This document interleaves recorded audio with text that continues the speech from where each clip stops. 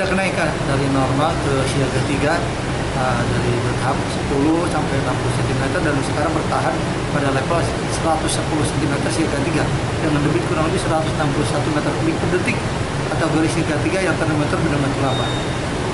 Harapan kami warga yang di hilir yang terlewati Curah Ciliwung tetap siaga dan waspada jelang musim penghujan memasuki di bulan Desember ini pada kategori siaga. Ini yang